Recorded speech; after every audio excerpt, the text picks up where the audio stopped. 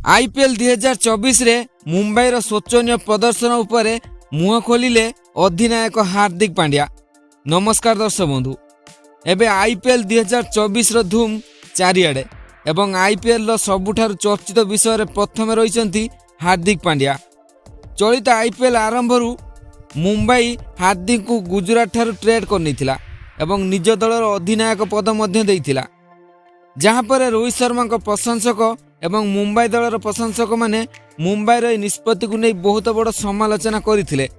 किंतु मुंबई निजर निष्पत्तिर अटल रहिबा सहित हार्दिक को निज दलर अधिनायक निष्पत्ति को सुनिश्चित करथिला, जहाँ रोहित को प्रशंसक मानकु संपूर्ण निराश करथिला।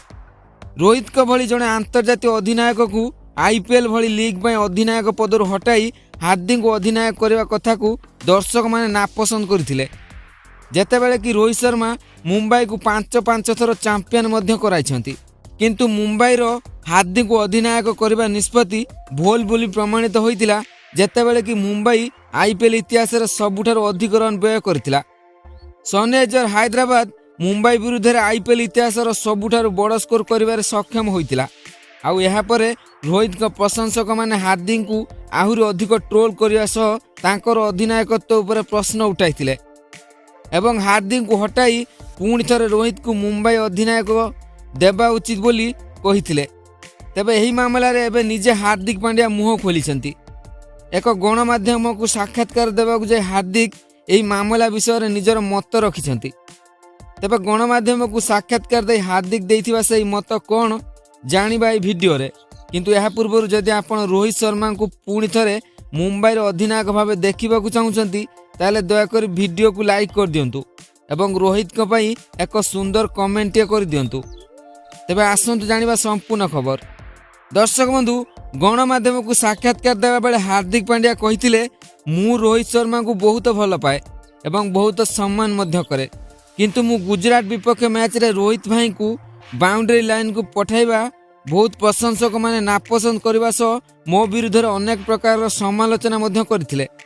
किंतु मु जणे अधिनायक एवं रोहित भाई को मु फील्डिंग पाई बाउंड्री पठाइबा पछरे रोहित भाई कहिथिले से एवं मो भितर सब किछि ठीक अछि, किंतु दर्शक माने एही कथा को नै अनेक कथा कहउछंती। सेहि भली हैदराबाद विरुद्ध मुकाबिला रे आम दल आईपीएल इतिहास रो सबुठारु अधिक रन व्यय करथिला, जहाँ को नै मोर अधिनायकत्व उपर मध्य प्रश्न उठा जायतिला। किंतु दर्शक माने समस्ते जानिछंती पूर्वर मु गुजरात जायंट्स पई अधिनायकत्व करी गुजरात को थरे चैंपियन करबा सह गत सीजन ले रनर्स अप मध्य करिछि। किंतु सबु बेले आपण मैच जितिबे यह होई न थाए। खेल रे हार जीत अछि, केउ दिन कोन हेबो आपण कहिबा असंभव। आम दल से दिन हैदराबाद विरुद्ध रे 277 रन लो विजय लक्ष्य को पिछा करी 246 रन करिबार सफल होइतिला, किंतु दुर्भाग्यपूर्ण भाव में आमे ही मैच को 31 रन व्यवधान रे हारी जाइथिलु। पछरे बैटिंग करी एते बड़ टार्गेट को चेज करबा एते सहज कथा नुहे, किंतु दुर्भाग्य जे मु बहुत चेष्टा करथिली, किंतु मात्र 20 बॉल ले 24 रन ही करि पारथिली, जहां आम दल पई अभिशाप पालटी जाइथिला। मु आम दलर प्रशंसक मानकु अनुरोध करिवि, मो ऊपर भरोसा रखंतु।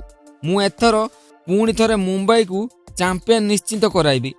तेबे दर्शक बंधु, आपणक मतरे हार्दिक कौन मुंबई को पुणी थरे आईपीएल चैंपियन करि परिबे?